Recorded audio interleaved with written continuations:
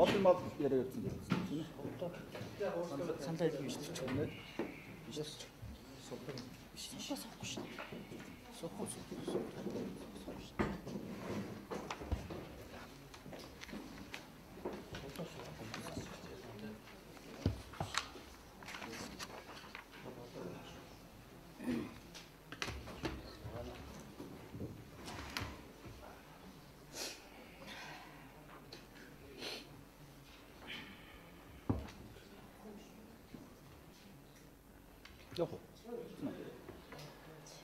За сайн байцгаана уу та бүхэндээ энэ өдрийн мэндийг хүргье. За бид өнөөдөр Харангаа аймгаас та бүхнийг зорж хэв мэдээллийн төлөөлөл та бүхэнтэй уулзахын гол шалтгаан бол Харангаа аймагт болж байгаа энэ эрх мэдэлтэй адам тушаалтай иргэдийн дарга нарын энэ үйл ажиллагаа, буруутай үйл ажиллагааг бас олон нийтэд мэдээлэх, бас холбогдох дэжлэлтний байгууллагуудаар одоо байгууллагад хүргүүлэх ийм зорилготой ирсэн. За миний нэрийг Мөнх Жаргал гэдэг Харангаа аймгийн спортын төрөлцсөн сургалтын ерөнхий боловсролын сургуулийн захирлын албан тушаалыг хашдаг. Би боловсролын байгууллагад 15 жил ажиллаж байгаа. За үүнээс сүүлийн 7 жилийг одоо сургалтын менежер, сургуулийн захирал гэсэн ийм албан тушаалуудыг хашиж ингэж явнаа.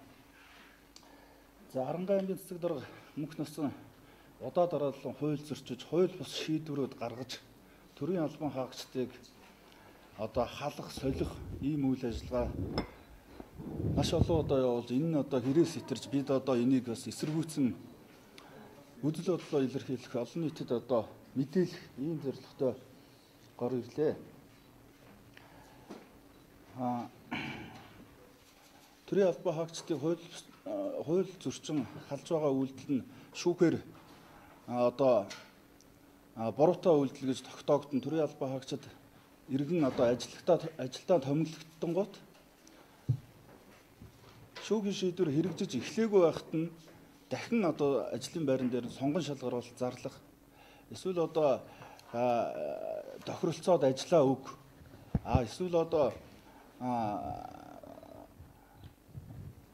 танаа ажлын байран дээр сонгон шалгаруулалт зарлаж одоо дараагийн хүний чинь оруулна гэдэг. Ямар учраас та одоо ингэ сонгон шалгаруулалт зарлаж байгаа юм бэ гэдэг энэ үйл ажиллагааг асуухлаар тодорхой хариулт өгдөггүй.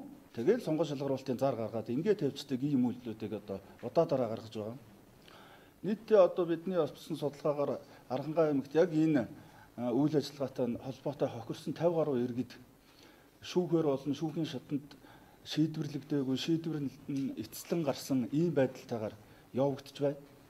Боловсролын салбарт гэдэг одоо манай салбарт л ярихад 2016 оны 9 сараас хойш нийтдээ одоо 13 сургууль цэцэрлэгийн захирал эрхлэгч нарыг одоо сольж, халж холсон ийм одоо үйл ажиллагаа явагдсан байна.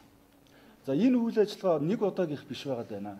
Жишээлбэл миний хувьд бол одоо 2016 оны 9 сарын 12 сарын 8-ны өдөр таны ажлын байран дээр сонгон шалгаруулалт зарлана гэдэг мэдэгдэл ирээд сонгон шалгаруулалт зарлагдсан. За энэ үйл ажиллагаа чинь хууль бус байна гэдгийг би одоо шүүхийн байгууллагад хандаж шүүхийн одоо 3 шатны одоо шат дамжлагаар яваад одоо шүүхийн шийдвэр миний талд гараад ингээд ирэхэд дахиад сонгон шалгаруулалт зарласан байж байгаа. Энэ одоо ямар учиртай юм бэ? Яагаад одоо энэ шүүхийн шийдвэрүүд дөнгөж хэрэгжиж эхлээгүй байхад одоо эцгийн шийдвэрээ гардаж аваагүй байхад яагаад ийм үйл ажиллагаа явагдж байна вэ гэдгийг тодруулахлаар тодорхой хариулт ерөөсөө өгөхгүй. Ингэж явагддаг. Үүнээс болж одоо энэ төрийн албан хаагчдын тэр ажлаа доктор сууршилтаа хийх одоо эрхэн зөрчигдсөн, сэтгэл санаа нь хохирсон, одоо эдийн засгаараа хохирсон ийм одоо имэдлэлт байдлыг одоо манай Харангаа аймагт одоо маш олон гарч байна. Энэ одоо 2-3 шатны шүүхээр явж байгаа асуудал бол 2016 оноос хойш одоо нэг биш нэлээд хэдэн одоо энэ миний хамт сууж байгаа энэ төрийн албан хаагч нар дээр одоо бүгдээрэн дээр нь ингэж явагдаж байгаа. Тэгээ одоо энэ шүүхээс гарсан шийдвэрийг үл шийдвэр нь бүрэн хэрэгжиж эхлээгүй, шийдвэрээ гардаж аваагүй байхад нь дахиад ажлынхны байран дээр сонгон шалгаруулалт зарлаад байдаг. Ийм одоо үйл ажиллагаа явуулж байгаа учраас бид одоо энийг дасан зогсоох ийм шаардлагатай байна гэдэг ийм асуудлыг одоо өнөөдөр хөндөж ярьж байгаамаа. Дэм өгч жаргал. Ангаймгийн спортын төрөлсөн сургалтын ерөнхий боловсруулалтын сургуулийн захирал. За. Тийм үү. За сэлчихв. Сэлчихв. Тодорхойлсон байл тэгээ дараа нь асуулт сууя ч тийм.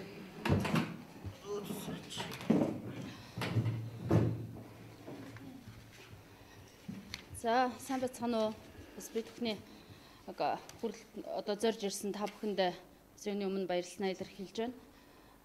Би яагаад энэ одоо та бүхэнд баярлалаа илэрхийлж байгаа юм бэ гэхээр бид бүхний төлөө бид бүхний бас дуу хоолойг сонсох өнөөгийн нийгэмд бас бид бүхний дуу хоолойг сонсох хүмүүс бас байгаа байна гэдгийг бас харахад бол үнэхээр бас бидний хувьд бол баяралтай бахархалтай байна.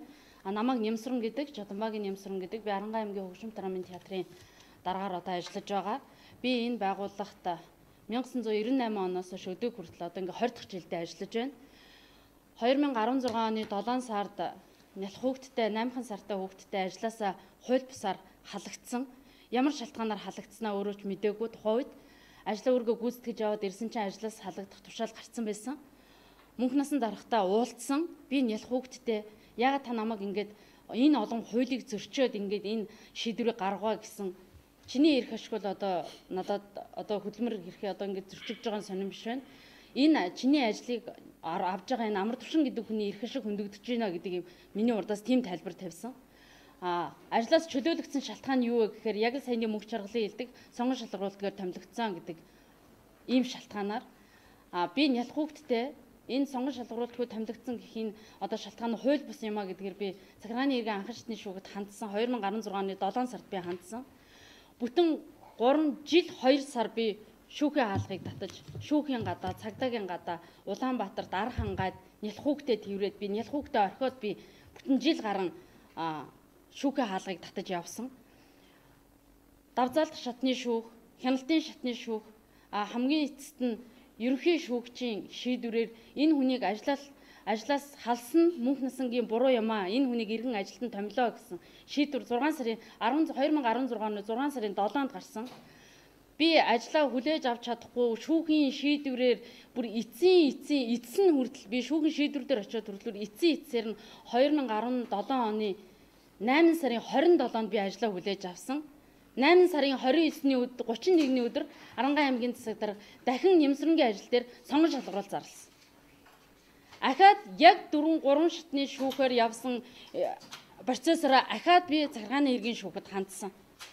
Захиргааны иргэн шүүх анхан шатны шүүх болоод сая өнгөрдөг 4 дахь өдөр буюу 17-ны өдөр давзаалт шатныхын шүүх хурал болоод бас миний талд ингээд гарсан. Яг ахин байдлаараа л нөгөө сонгон шалгаруулалтгүй томилогдсон гэдэг шалтгаанаараа хууль бусаар нөгөө ахаал ажлаасаа халагчаал яг тэр давтамжаараа би ахаал нялх хүүхдэд тэрвэл өвлийн үүдэнд ингээл бас ахаал шүүхийн хаалга одоо 1 жил 8 сарын хугацаанд би шүүхийн хаалга татаж авч байна. Ажил төрлөө хийх ямар ч боломж олцоо байх. Миний эрх ашиг хөндөгдөж байна. Миний үр хүүхдийн эрх ашиг хөндөгдөж байна. Миний ард байгаа тэр олон төрийн албан агчид ингээ байнгын төгшүүртэй. Яана одоо ахаад өөр нэг дарга нэрнэ. Та солигдсон таны одоо ингээд ихээр ахаад нэг өөр дарга ирнэ. Ахаад биднийг хална. Миний өмнө 1 жил 2 сарын хугацаанд ажилгүй байх хугацаанд миний оронд ажиллаа хийж ясан хүн нь ороод энэ Нямсрантай хамсаатан Нямсрангийн гар хөл болж ясан хүнгээл уран бүтээлчдийг хомоглон хаалдаг. Буцаад нөгөө хүмүүс нь шүүгдээд буцаад ажилдаа ордог. Тэнгүүд ажилгүй байх хугацааныхын цалин өмгөөлөгчийн хөлсийг өөрсдийнхөө буруугаас төлөх болгонгуудаа тухайн хүн нь байгууллагын зарлаас гаргаад төлждөг. Бид нар мөнх насан дараагаас ажилгүй байх хугацааныхаа цалин мөнгийг авъя, өмгөөлөгчийн хөлсийг авъя. Улаанбаатар хотод ирэх очсон зардал энэ их олон одоо хохирлоо танаас барагдуулъя гэж шүүхэд өгөхөөр зөвхөн цалингийн өгнөгөөс сууждаг. За цалингаач хамаагүй ажилгүй байх хугацаанд цалингаач хамаагүй авъя гэхээр цалингийн өгөхгүй гэдээ одоо ахаад давзаалтцсан. Би жил гарангийн хугацаанд 3 жоохон хүүхдэд тижээх гэж ажилгүй бас л их хэмиг үзсэн. Би ямар ч одоо алдаа дутагдал гаргаагүй хэрнээ нам гэдэг нэрээдлэр Энэ хүн ардчилсан намын үед төр барьж явах үед намын одоо байгууллагын дарга болсон учраас энэ хүнийг халах ёстой гэдэг юм а тавьсан. Тэгээ миний оронд тавьсан хүн нь болохоор 2016 оны сонгуульд Монгол Ардын намаас Арангаан аймгийн Булган суманд нэр дэвшсэн хүн орж ирж байна. Тэгээд сонгон шалгаруулалт зарлаж байгаа. Одоо энд би аваад ирсэн байна. Сонгон шалгаруулалт зарлаж байгаа. Арангаан аймгийн хөгжим драмын театрын даргын албан байранд тавигдах шаардлага гэж байгаа. Боловсрал бакалавр болон түүнээс дээш мэргэжлийн эдийн засагч туршлага гэсэн чинь соёл урлагийн салбарт 10-аас доошгүй жил удирд халуун тушаал хашсан хүн байна гэд. Яг нөгөө хүндээ яг өөрийнхөө хүн зориулаад гаргачихдаг.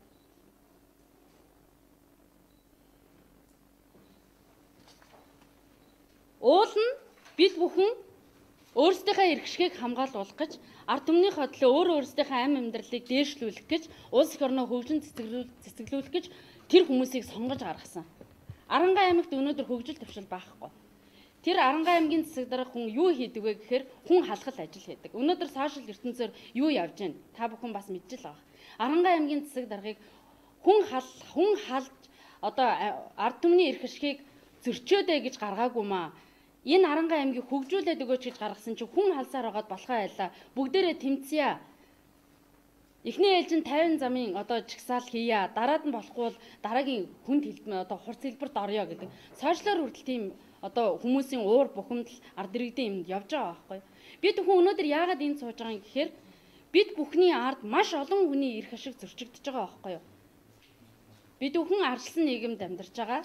Бид бүхэн ажиллах одоо эрхээ хамгаалуулах ёстой. Өөрсдийн хөдөлмөрх эрхээ хамгаалуулах ёстой.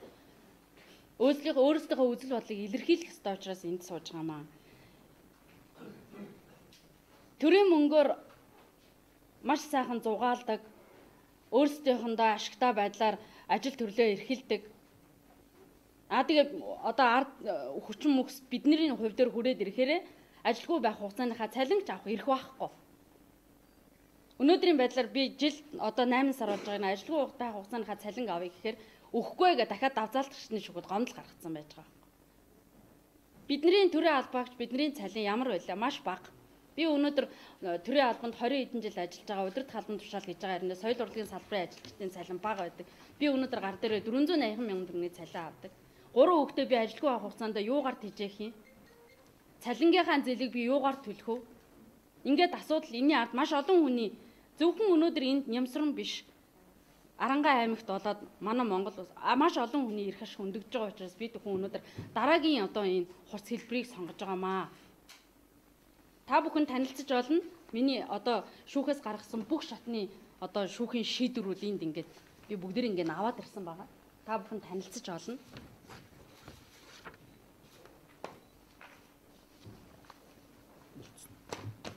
Хабинга болчих. Бас бодож болох уу?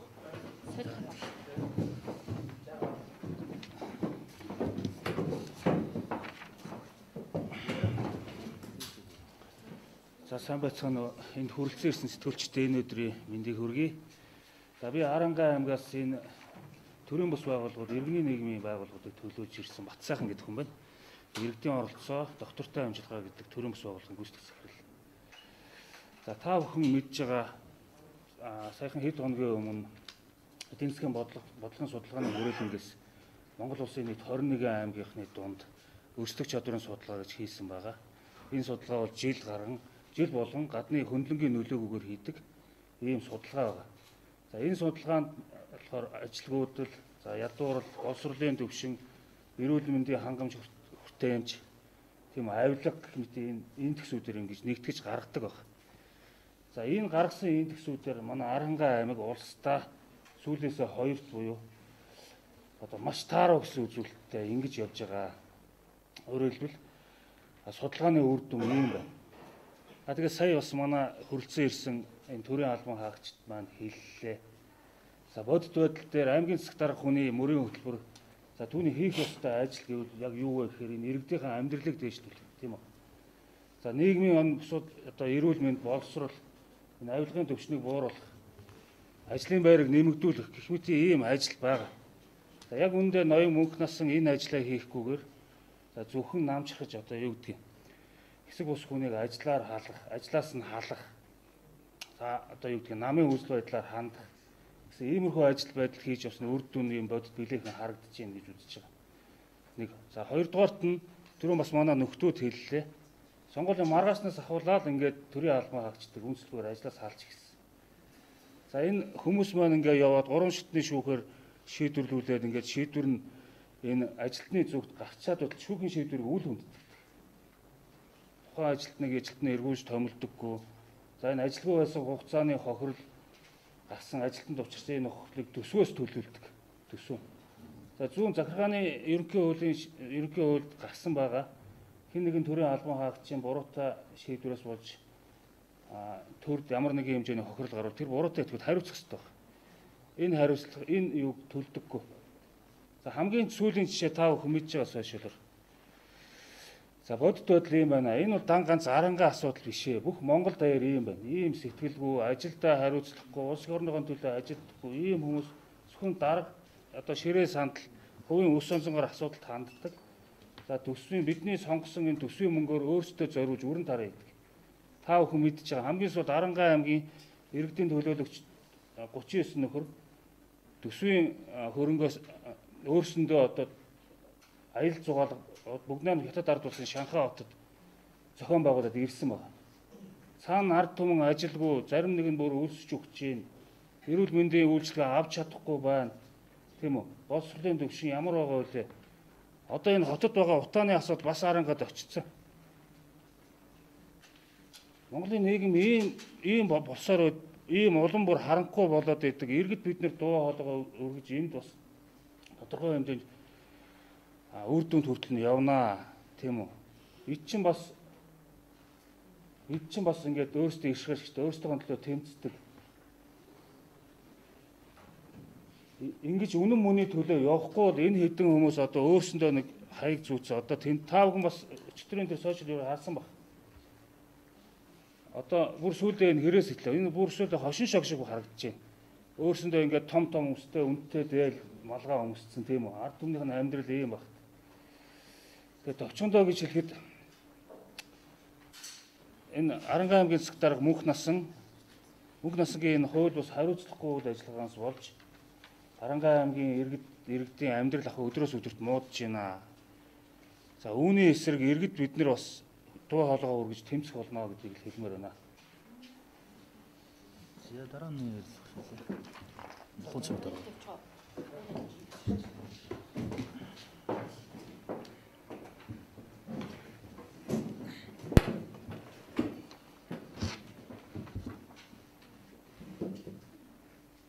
За сайн бацгаана уу. Юуны өмнө энд хүрэлцээрсэн та бүхэнд энэ өдрийн мэндийг хүргье. За миний бие бол Гончиг өвгтэй Баярхат гэдэг Арангаа аймгийн Хайрхан сумын ерөнхий боловсролын бүрэн дүн сургуулийн захирлаар ажиллаж байгаад мөн адил дөрөвсөр ажлаас халагдсан. За одоо ингээд шүүхт хандаад одоо ямар ч 2 шатны шүүхээр явж байна. За би бол одоо боловсролын салбарт бол 13 дахь жилдээ ажиллаж байна. Сургуулийн менежер, сургуулийн захирал гэсэн албан тушаалаар ажиллаж байсан. За улмаар бол миний биеийг ажлаас халчаад төр ордон гүйцэтгэгчээр бол Арангаа аймгийн Хайрхан сумын Монгол ардын намын даргын эхнэр Ундрмаа гэдэг хүнийг төр ордон гүйцэтгэгчээр томилсон байдаг. За энэ хүн бол яг төрийн үйлчлэгийн салбар төрийн албанд бол ажиллаж байгаагүй, нэг жилч ажиллаагүй юм хүн байдаг. Энэ хүнийг томилоод одоо ингээд мэрэгшээгүй, дадлага туршлагагүй, ажлын чадваргүй юм хүнийг томилсноос болж энэ хүн улмаар сургуулийн үйлчлэгийн ажилчдыг бол хоморглон халсан. За өмнөх захирлын үед ажиллаж ирсэн хүмүүсийг бол хоморглон халсан. Энэ хүмүүс бол мөн адил шүүхээр ороод ялгаагүй эргүүлэн томилогдохоор болсон байгаа. Одоо шийдвэр нь бол одоо ингээд гарцсан. За тэгтэл эдгээр хүмүүсийг бол бас ажилт шиг юу авахгүй. Шүүхийн шийдвэр надад хамаагүй. Энэ болохоор зэрэг одоо тэр засаг дарга мөнгө насангийн адилаар одоо тэр сургуулийн захирал бас Ундрмаа гэдэг хүн яг адилхан ажиллаж байна. Энэ бол одоо ингээд ерөөсөө мөнгө насан аймгийн засаг дарга мөнгө насан бол ажилд төр орлон гүйцэтгэгчээр хүний орондоо ажилд томилж байгаа хүмүүс нь бол сонгуулийн штаб дээр ажилласан. Сонгуулийн үеэр Монгол ардын намд ажилласан хүмүүсийг томилж идэг. Эдгээр томилсон хүмүүс нь буцаад очиод яг тухайн салбар дээр мөн адилхан сонгуулийн штаб дээр ажилласан Монгол ардын намын төвчлөлтэй ийм хүмүүсийг сольж тавьж байгаа нь бол одоо түн боловсролын салбарт бол мөн айгүй том эмгэнэл болж байгаамаа. Төрийн албаны тухай хууль дээр бол мөн үндсэн хуулийн дээр бол төрийн албан нь бол мэрэгсэн, тогтвортой байх ёстой гэсэн зарчмууд байдаг. Эдгээр зарчмуудыг бол уландаа гисгэж, шүүхийн шийдвэрийг уландаа гисгэж ингэж байгаа нь бол боловсролын салбарт бол гүн эмгэнэл болцсон байна. Арангаан аймагт бол энэ бол зөвхөн манай сургууль дээр биш. Манай Арангаан аймгийн олон сумдын сургууль, олон сургууль цэцэрлэгүүд яг энэ адилаар байж байгаа. Тэгэхээр төрийн албан хаагчдыг бол ингэж хохироож болохгүй гэж бид бүгд ирж дуу хоолой өргөж байгаамаа. За болгон ч юм уу.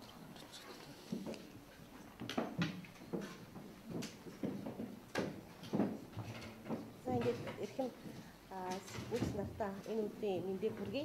Тэгэхээр Архангай аймгийн удирдлага өөрөөр хэлбэл Архангай аймгийн засаг дарга өнөөдөр ажиллаа хийж чадахгүй ард иргэдийнхаа бухимдлыг одоо бүрэн хэмжээгээр бий болгосны одоо тод жишээ болоод бидний сууж байна. Бид зөвхөн өөрсдийнхөө ажлаас халдсан шалтгааныг энд ярих гэж ирээгүй. Архангай аймгийн засаг даргын хууль зөрчиж байгаа увайгүй үйлдэл хэрээс хэтэрлээ. Архангай ард түмэн ядуурлаа. Одоо тэмцлийн хурц хэлбэрч шилжгээс өөр аргагүй байдалд хүрлээ гэдэг энэ одоо мэдээллийг хүргэх гэж бид энд сууж байгаа. За миний хувьд бол Архангай аймгийн ус суваг ашиглалтын ундраг компани захирлаар ажилладаг Булган Чимэг гэдэг хүн байна. За жишээлбэл одоо намайг ажлаас салахдаа ямар нэгэн үндэслэл бол ерөөсөө заахгүй шүү дээ. Одоо эдгээр чинь ерөөсөө арай л одоо ардчилсан намын үед ажилд орсон гэж биччихээгүй. Ямар нэгэн үндэслэлгүйгээр зүгээр л одоо засаг захиргаа нутаг дэвсгэрийн нэгжийн тухай хуулийн 29-2-оор халдчихдаг. Энэ бол засаг дарга ажилтан одоо орон нутгийн өмчт компаниг захирлыг томилно эсвэл хална гэсэн чөлөөлнө гэсэн ийм л одоо заалт өгдөг. Ямар ч одоо алдаа зөрчил дутагдал гаргаагүй байхад жишээлбэл ингээ халдчихдаг. За ингээд ийм одоо өвөөгүй захирамжаа гаргахын тулд гаргахтаа одоо хууль шүүхийн байгууллагад очиод тайлбарлахдаа яадаг вэ гэхээр энэ үйл ажиллагаанд авилгалтай тэмцэх газар, аудитын газар, боркоор, цагдаа гэх мэт одоо хууль хяналтын одоо байгууллагуудыг ашиглаж энэ үйл ажиллагаанд татан оролцуулахыг оролддог. Бид энэ байгууллагаар жишээлбэл би яг одоо дээр дурдсан байгууллагаар 5 жилийн хугацаанд бүх үйл ажиллагаагаа шалгуулсан. Одоо манайх бол одоо ус суваг ашиглалтын компани болохоор ажилчдаа эрүүл мэндийн үзлэг жишээлбэл хамруулдаг. За энэ үзлэгт хамруулахдаа одоо ямар нэгэн одоо авилгал өгч одоо эмч нартаа жишээлбэл хувилдсан байж магадгүй гих мэтчлэн одоо 9 шидийн шалтгаанаар ингээд шалгуулдаг. Үнэхээр нөгөө зөрчил нь байхгүй учраас гарч ирдэг. За ингээд шүүхтэр одоо зөрчилгүй байна. Би ямар нэгэн байдлаар ажилдаа буцаад тогтъё. Та нар ч одоо юу болоод намайг халдчихж байгаа юм бэ гэж гайхаад шүүгддэг юм байгаа үстэй. За ингээд шүүгтгэхээр өөрсдөө ирээд за ингээд зөрчил гаргаагүй юм байна. Энийг чи хүлээж зөвшөөрэй гэж зөвшөөрчдөг. За ингээд ажиллаа хийгээ байж тал дахиад халдчихдаг. Дахиад ямар нэгэн үндэслэл шалтгаан байхгүй. Тэгэнгүүтээ өмнөх юмаа яриад байдаг. Нөгөө шалгуулаад өмнө нь одоо зөрчил байхгүй юм байна гэсэн асуудлаа яриад байдаг. Ингээд одоо би дахиад шүүгдэхээс өөр аргагүй болоо явдаг. За ингэж ажил авахдаа одоо мэдээж бид нар одоо байгууллагын дарга удирдлага хүмүүс ямар нэгэн байдлаар одоо хүн ёсоо биднэрт одоо ажил албаа яриад тий албан шугамар ажил авч өгүүлэх асуудал байдаг. Гэтэл одоо үнэхээр одоо цогоо овогтой мөнх насан бол хачин увайгүйгээр хүний ажлын байрыг булааж авдаг. Комисс томилоо явуулдаг. Нөгөө хүмүүс нь цонхын цөм зохиол хаалга эвдлэл ажил авдаг. Ийм одоо энд хэлэхэд ч ичмээр ийм үйлдэл гаргаж үнэхээр ажилд авч байгаа. За ажил томилж байгаа хүмүүс нь эцэст ямар хүмүүс вэ? Архангай одоо хүн ард ерөөсөө ард түмэн одоо захаас нь ахуудаад асуухад мэднэ.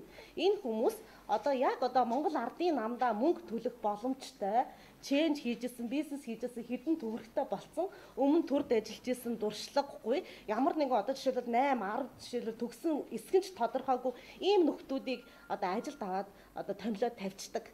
Өмнө бол одоо Монгол ардын намыг бид бол бас боловсон хүчинтэй боломжийн нам бахаа гэж ойлгодог байсан бол үнэхээр одоо одоогийн дүр төрх нь бол боловсон хүчний хувьд үнэхээр ядуурсан нам гэдгийг Архангай аймагт харуулж байна. За 60 тэрбумын одоо бичил хувилбарыг Архангай аймагт манай цогоо овогтой мөнх насан бол жинхэнэ утгаар нь хэрэгжүүлж байгааг энд одоо би хатуу хэлмээр санагдж байна. За өнөөдөр бид нар бол мэдээж эрх ашгаа хамгаалуулаад хууль шүүхийн байгууллагаар за энэ одоо асуудлууд шийдвэрлэгдээд явна. За жишээлбэл орон нутгийн өмчит манай компанийн хувьд засаг дарга одоо засаг дарга орлогч маань нөгөө орон нутгийн өмчт компани удирдах зүйлийн дарга байдаг учраас за миний оронд хүн томилонгуудаа нөгөө хүмүүсээр жирийн одоо инженер техникийн ажилчдаг одоо халаад эхэлж байна.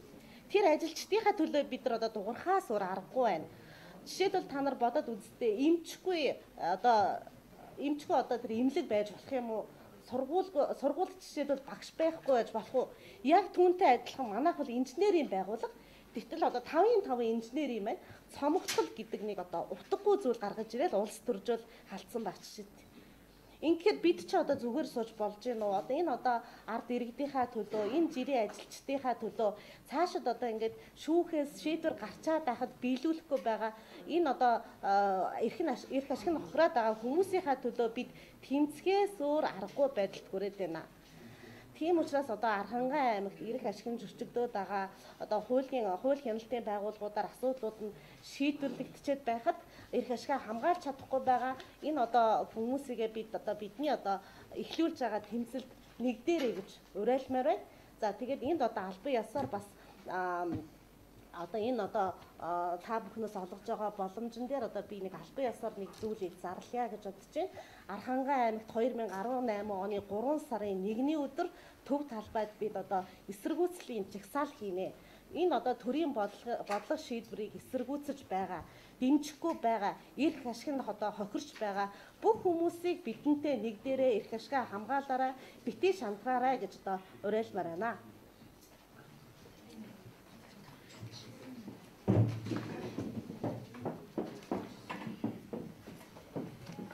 За би одоо ганцхан юм хэлжээ. За бид бүхэн өнөөдөр одоо яг энэ хөвлийн байгуулалт туралдаасаа бид нар Монгол улсын ерөнхийлөгч Халтмоогийн Баттулга болон Монгол улсын ерөнхий сайд Ухнагийн хөрөлс өх нарт ийм гомдлоо бид нар гаргаж байгаа.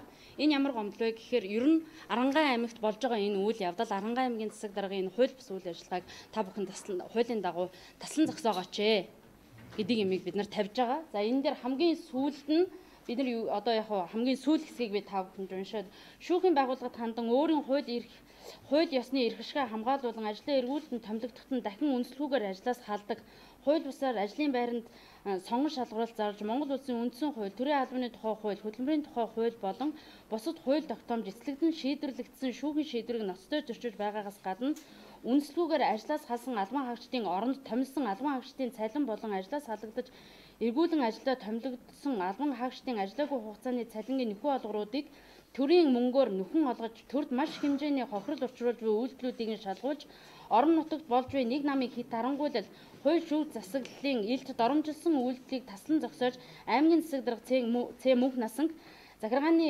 ерөнхий хуулийн 105 дугаар зүйл заасны дагуу ажлаас халах буюу огцруулах хариуцлага ноогдуулах үндэслэгүй шийдвэр гаргаснаас үүссэн эгүүлэн ажлаа тогтоогдсон төрийн албан хаагчдад олгосон нөхөн олгорын хэмжээг төрд учруулсан хохирлыг буруутай ажилтан албан тушаалтан болох Харангай аймгийн засаг дарга мөнх насангаар төлөвлөх зэрэг арга хэмжээг авч хуулийн хэрэгжилтийг хангуулж өгнө гэсэн ийм албан одоо бид нар гомдол гаргаж байгаа. Одоо дээдчдийнх нь байгууллагын хүмүүсүүд гэсэн үг. Эдгээр хүмүүс одоо бидний гомдолд ямар хариу өгөх, бидний одоо энэ тэмцлийн хэлбэр бидний одоо энэ эрх шиг зөрчигдөж байгаа байдал цаашаад ахаад ямар байдлаар өрнөж байна гэдэг талаар бид нар бол эргээд та бүхэндээ бас хариу өгнө гэж бодож байгаа. Өнөөдөр энд ярьж байгаа улсууд бол зөвхөн за нэг хэсэг улсууд бол өөрсдийнхөө эрх өөрсдийнхөө охирч байгаа төрд бол энэ одоо эдийн засаг хүнд байна гэдэг байгаа боловч хүнд биш байгаа аахгүй юу? Яг бодиттоор одоо энэ улс их орныг удирдах байгаа аймгийн засаг дарганаар одоо энэ эрх үхийн албан тушаалт нь бол маш баян байгаа. Сард нэг удаа гадагшаа аялж байна. Өөрийн буруутай үйлдэлээсээ тэр үнэтэй машин тэргээ эвдчингүүтээ төрийн мөнгөөр 100 саяар нь төсөвт тодтголоор оруулж ирж машинаа засуулж байна. Энэ олон хүний цалин ажилгүй байх хугацааны цалин хөлсийг өгж миний хамгийн сүүлийн мэдж байгаа сүүлийн тодтголоор 40 хэдэн сая төгрөг оруулж иржсэн миний л мэдхийн. Зөвхөн миний мэдхийн хамгийн сүүлийн хурал өмнө хэдэн төгрөг оруулж ирснийг бид мэдэхгүй. Гэтэл байдал дээр ард иргэд бид нар бол маш их ядууралтай байгаа. Та бүхэн өнөөдөр мэдж байгаа татвар яаж нэмэгдэ? Өнөөдөр бензин нэмэгдээд энэ тэнд колонкуудад бид нар урчин орж ирэхэд бид нарт бензин олдохгүй шүү дээ. Тэгээ үн нэмэгдсэн. Тэгэхээр наацх нь ингээд бидний бодит нуруунд дээр ямар их ачаа үрүүлж ийн гэдгийг тухай одоо энэ ирэх барьж байгаа улсууд бас жоохон өөрсөндөө дүгнэлт хийгээсэй.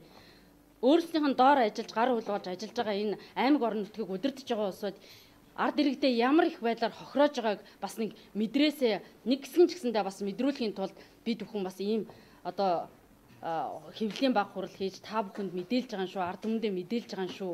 Бидэрт мэдээж одоо очиод дарамт шахалт бол өмнө байдгаасаа л илүү л ирэх л байх та. Гэтэ бид бүхэн бол шантрахгүй.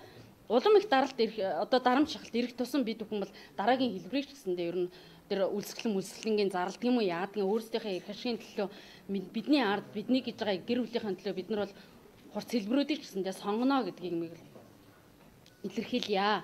За тэгээд сая булган чимэг дарга хэллээ 3 сарын 1-нд Арангаан аймагт өөрсдийнхээ эрх ашигыг одоо зөрчиж байна. Бид бүхэн одоо үлсэж байна, ядарч байна, туйлж байгаа гэж байгаа арангаачууд байхан бид бүхэнтэй бас нэг дээрээ бид бүхэн бас одоо энэ чагсаал цуглааныг бол 50 замаар бол хийнэ гэдгийг бас дахин хэлье. За тэгээд та бүхэндээ баярлалаа. Асуух зүйл байвал аврал зүйл бол асууж олно.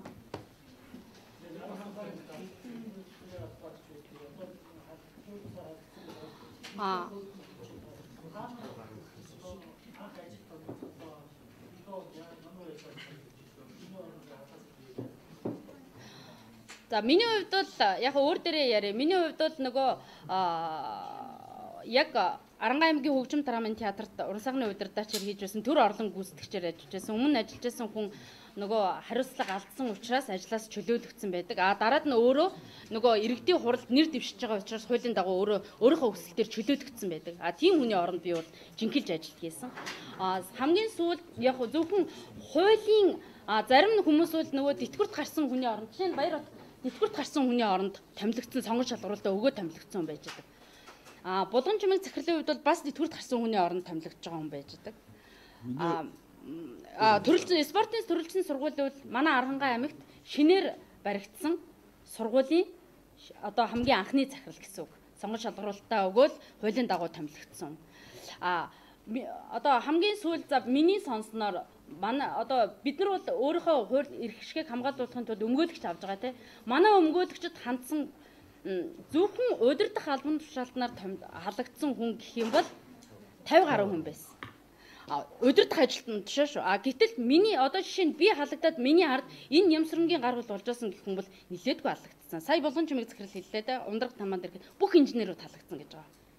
Үйлчлэгч нар хүртэл халагдаж байгаа гэдгийг л та нар маань бодох хэрэгтэй. Тэр үйлчлэгч нар ямар гин ийсэн юм бэ?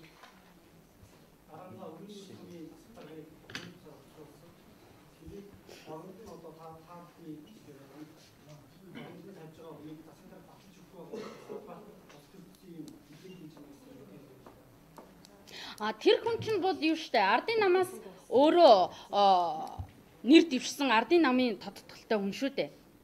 Тэгээ одоо яг тэр процессыг бол бид нар мэдэхгүй байна. Ямар ч байсан Арангаан аймгийн өвгөн нур суманд засаг дарга нь одоо огцорсон байгаа л гэдэг имийг бол бид нар бол тийм л мэдээлэлтэй байна. Яг нарийн ширээ имийг бол бид нар мэдэхгүй байна.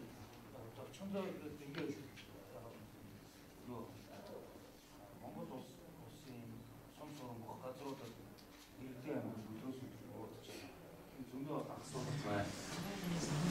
Тийм үү. Түрүүнд очиход дурдсан. Одоо ингээд асууад өдөрөл төлөөсөн юм тийм төшөл үлчээдэж шүү дээ. Хинзээ нөгөө нэм бичтэй татвар нэмэлтэй энэ ард түмний ч улам ядуурууд бодлого байлаа гэдэг.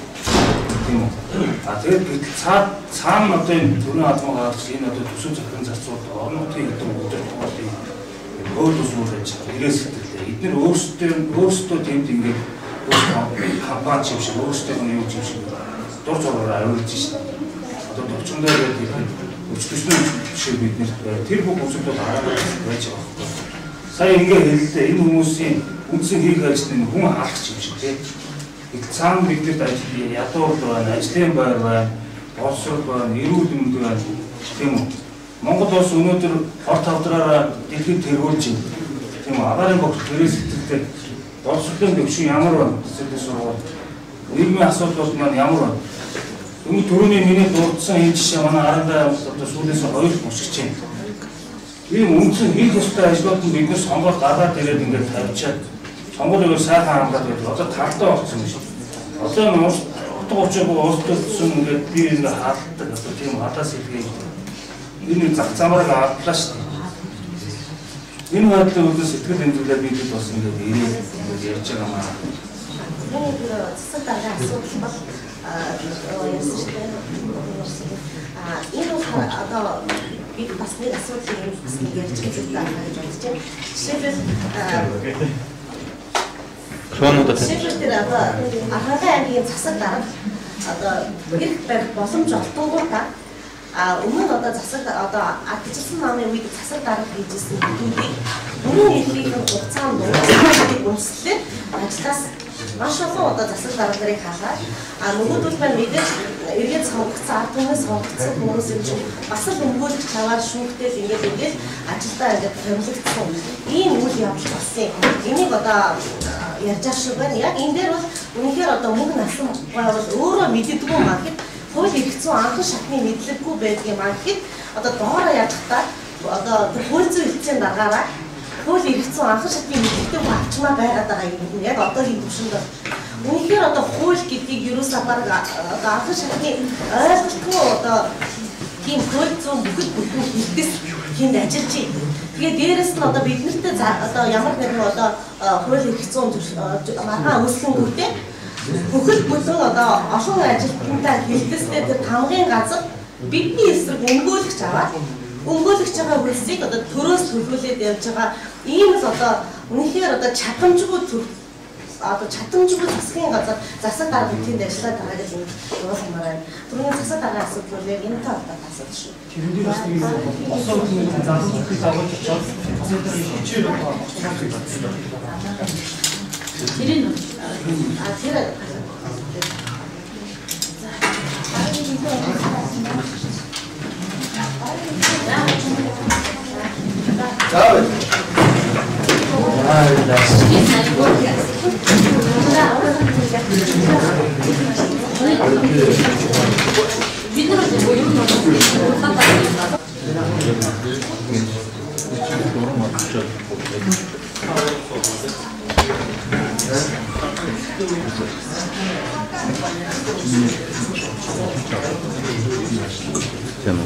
За би гарцээ.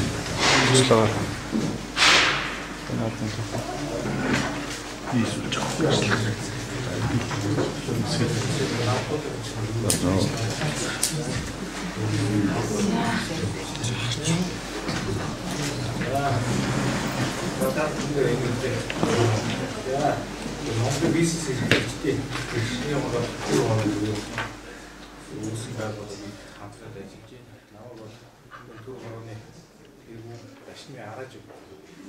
бид болохоор юуны тухай ярих юм бол нөөцийн тухай ярих юм.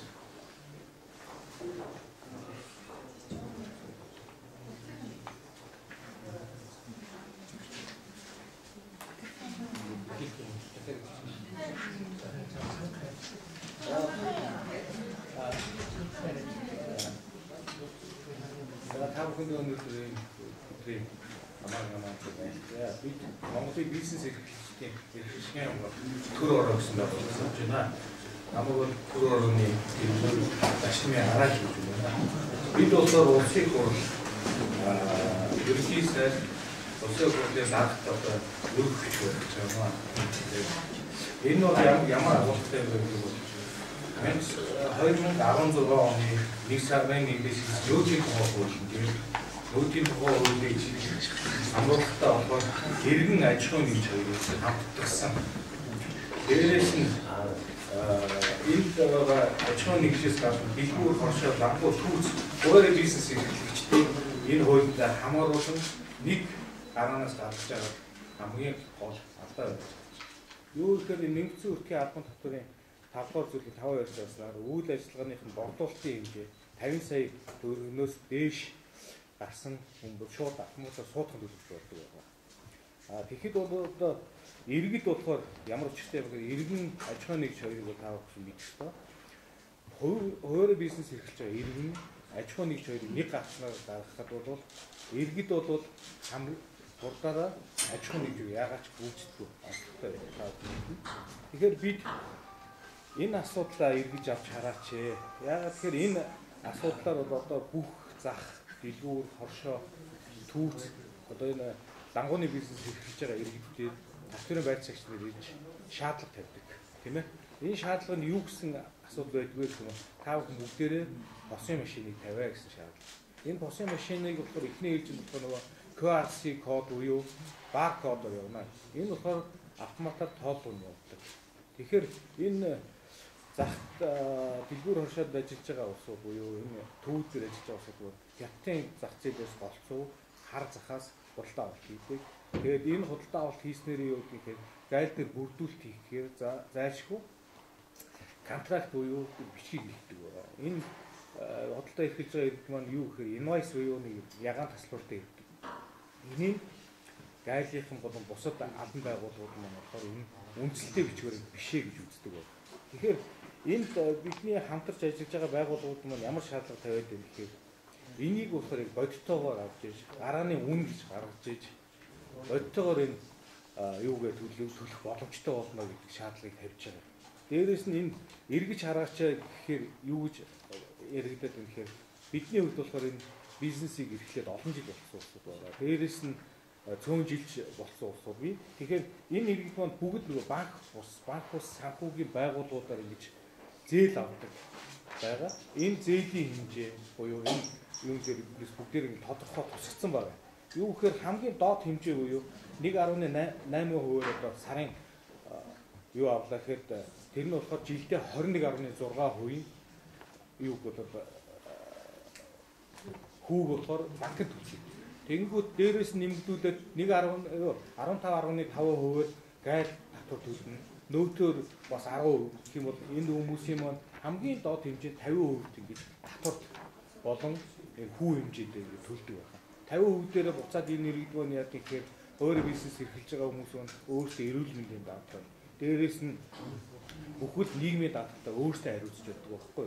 Тэгэхээр энэ иргэд маань боломжгүй гэдэг хариултыг өгч байна. Тэгэхээр энэ төр засаг маань өөрсдөө болохоор энэ нөөтийн тухай хуулийг хэрэгжүүлэхдээ бид Норвегиос хуулбарлаж ирсэн юм аа. Энэ болохоор Норвегиос авсан хууль байгаа гэж. Энэ биднээс нэг тодорхой заасан байна.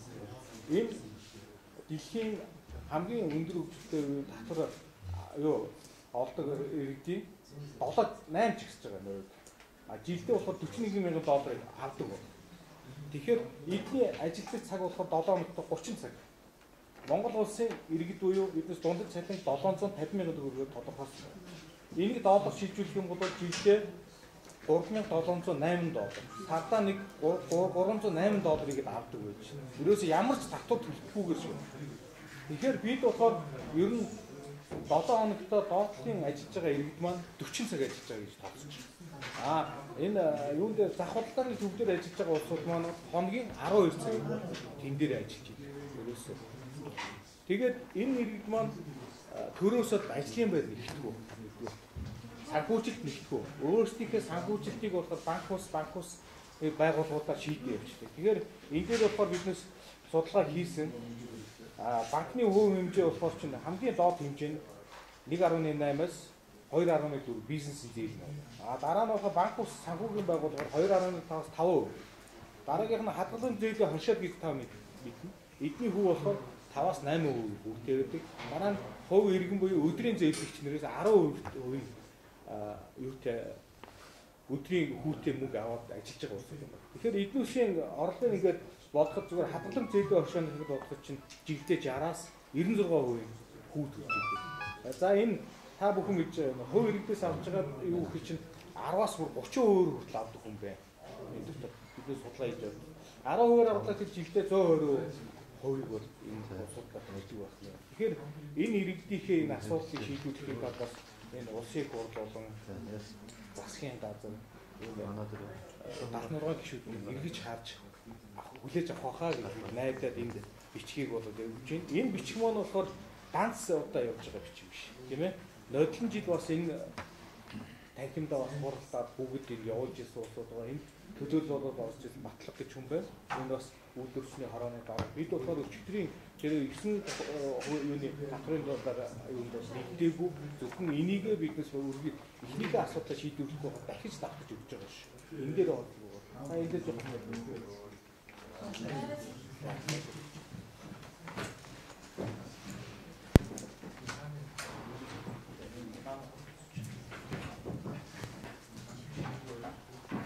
За та бүхнийхээ өнөөдрийн амар амгалан галтгая намайг Дагурэтрийн туцаад компани үйл төсний орондоо багтуулах гэж байна.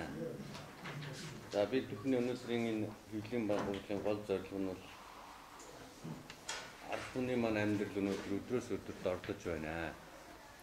Өмнө ажиллаж байсан арчлан нам маань биднийг ажилдаа орлоготой авилгагүй, хэл хавуулгүй тийм сайхан төр байгуулна гэж дараагийн нам маань гарч ирсэн. Энэ тухайн үед мөрөн хөтөлбөртэй хийж байсан амлалт үүрэг нь өнөөдөр эсэргээрээ явсан.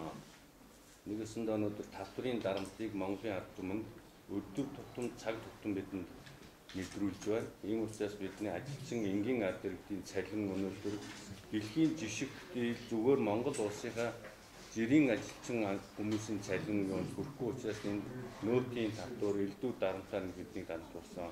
Тийм учраас хуваарь бизнес эрхэлж байгаа болон ер нь бизнес хийж байгаа энэ хүмүүс тухайн төл засгаасаа бидний өнөөдөр ажлын байр гаргаж ямар нэг зэт тусламж авах гэж юу хүсээгүй. Энэ юугаар тодорхойлохын тулд энэ орлын тухайн тодорхойлох боломжгүй бизнес бидний хууль эрхлэн осны бүрдүүлж өгөөгүй. Дараагийн асуудлыг ярьж хариуцлага Монгол улсын үндсэн хууль заасан ажил мэргэжлээ чөлөөтэй сонгох мөн хөдөлмөрийн аятар нөхцлөөр хангаж өгөөг мөртлөө цалин үйлсний юм тэндээс нь татвар авах нөөцийн хуулиар ингэж дарамтлах болсон. Энэ нийт 5 хүндээ мэдээлэл байна. Тэгээд дараагийн нодлон бас бидний ардын намын асар жаалтанд бас ардын намын гишүүд тухайн үед бидний хүлээн авч уулз нөөцийн нөгөө давч илцнэ, хуваар хөдөлмөр хийж байгаа энэ хүмүүстэйгээ уулзнаа гэсэн. Тэгээд энэ хүмүүс маань дахин их хурд гарч ирээд нөгөө анх хэрэгжүүлж бидэнтэй ярьж байсан нээсээ өөр асуудлыг яриад ийм байдалд өнөөдөр хүрч байна. Тэгээд энийг цаашд нь тав хүн уламжилж энэ нэг Монгол улсын их хурлын дарга, мөн засгийн газар, улсын хурлын гишүүд энэ хүмүүст бид энэ бичгээ өргүүлнэ. Тэгээд цаашд энэ үйл ажиллагаа бид нас эрчимтэй болж хуваарь хөдөлмөр эрхэлж болон энэ төрөөс тэгч захтай лангуу мөн түүх хавьлын ажиллаж байгаа хүмүүсийн ашиглалтаа бид тэмцэх болно гэж хэлье. Баш цаг нэвтрүүлээд хугацаанд бас болоод байна. Хаан яа. Хөлжлийн даваа яг гарч ирэх юм гэж бодлоо тийм. Хоёр жил болсон биш. Ашиг ажиллагаа юм шиг байна. Энэ дээр болохоор хариултыг юу гэнэ? Бас цагтээ та нэг хэдийнээс өгсөн гэж одоо бас цагтээ та нар өөрсдөө өнөөдөр очиж яг энэ асуудлаар хугацаа 8 хийж байгаа уулзж үзсэн.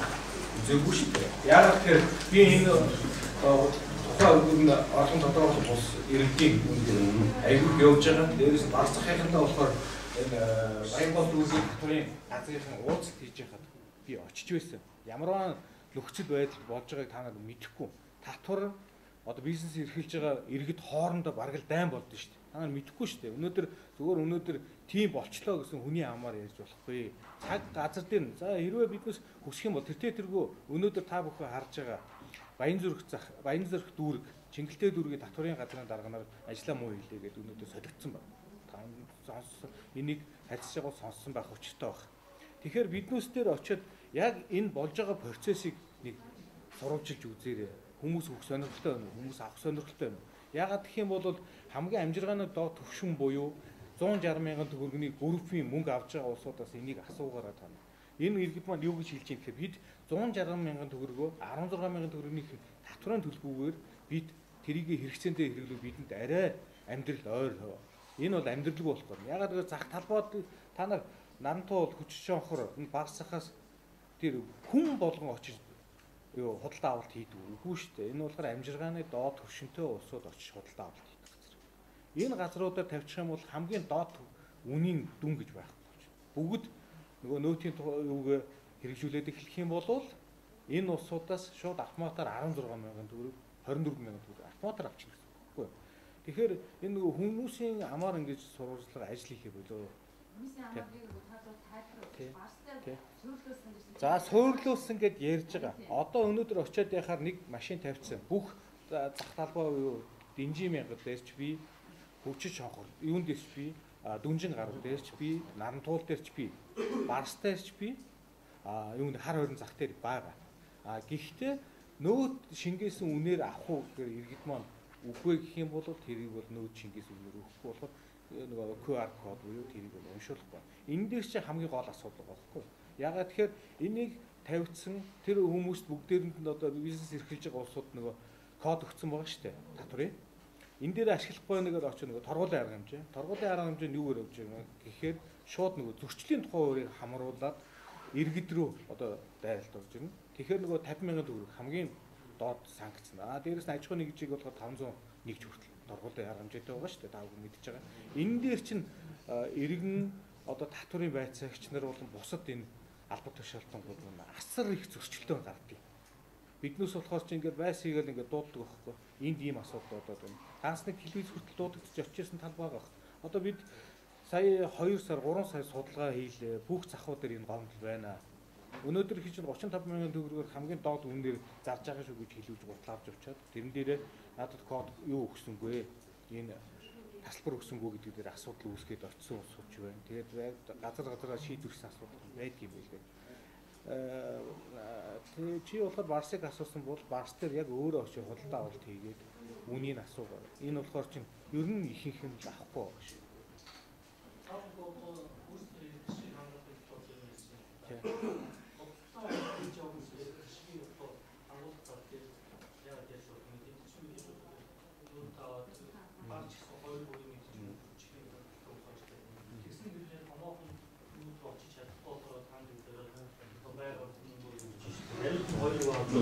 Асуулт асуулт танаас гомдоо хэлээд юм яриад өнөөдөр шил сахалцгааны үе хотоос гадны байдлаар одоо наадмын хэлэлцэж одоо нүүр толгойд нэг 2 жил болчихлоо. Та нар өөрсдөө их ашиглаж яриад байна. Худалдаа хийж байгаа хүмүүс ашиглаж ярихгүй. Ийм зүйл ажилладаг байна. Та нар уурч усаад энгийн тайлбар хийгээд. Энгийн тайлбар хийхэд бол энэ дээр болохоор та нарын хувьд бол зүйл зүйл байна. Бид болохоор энэ хууль хэсэгүүцээ. Өөрөөр хэлбэл яг хэсэгүүцэхгүй байна. Мэдээж энэ уус их орондоо ингээд ирээдүйд хэрэгтэй юм тарж байгаа. Энэ хуулийг хэрэгжүүлэхдээ болохоор шатлалтаа хэрэгжүүлж байна. Яг тэр аж ахуйн нэгж томоохон одоо та нар үйл ажиллагаагаа явуулаад олон жил болсон корпорацтай одоо бизнес хийж байгаа юм байна. Яг нэг гараад гарч хийхгүй шүү дээ. Тэрийг л ярих. Дээрээс нь болохоор та бүхэн эргүүлээд энэ асуудал дээр юу ярих гэхээр биднээс өөрсдийнхээ ирэх шиг юм шиг байхгүй. Биднээс төрөөс бид ямар ч санхүү даалгавар ажил юм бэ? Бид өнөөдөр өөрсдөө хавтдаг төрөөс ууд явуулсан байхгүй. Бүх санхүүжилт өөрөө юм гээд. Тэгээд энэ дээр жишээ ганц юм асуудал ярихаар юу ярих гэхээр бизнесийн зээл авсан улсуудын хүүгэл зөвхөн хасч байгаа.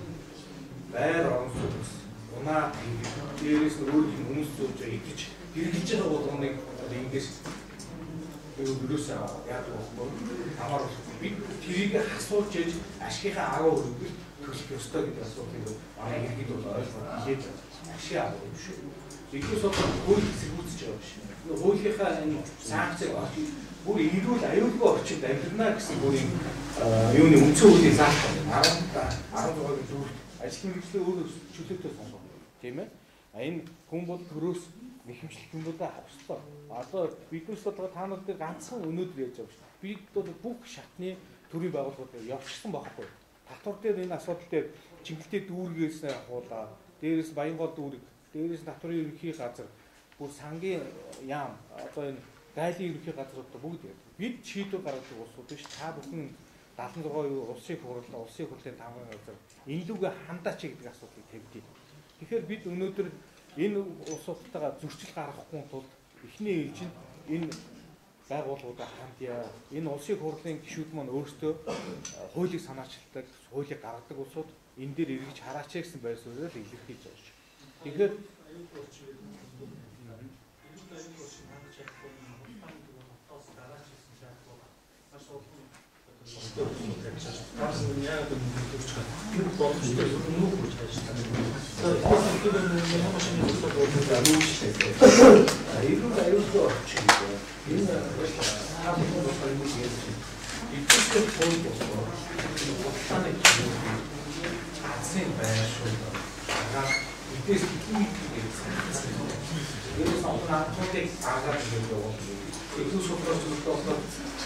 дахасаа хууль баялгуунгаа том үйлчлэгийг барьж инклюзив байх боломжтой. Өөрсдөө өөрсдөө орчны бүрдүүлгийг явуулах систем дээр гэрээ авах юм байна. Инклюзивийн доторх жижигхэн хатбай жижиг өөрсдөө хийх энэ дээр очиадаа бодит асуудлыг жишээлбэл намтуу өдөртний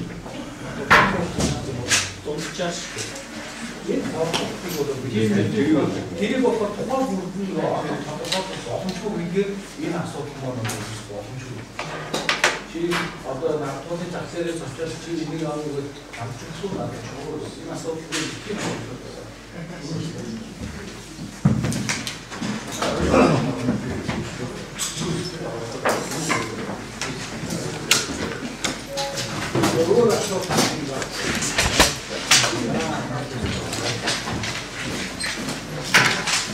Hello.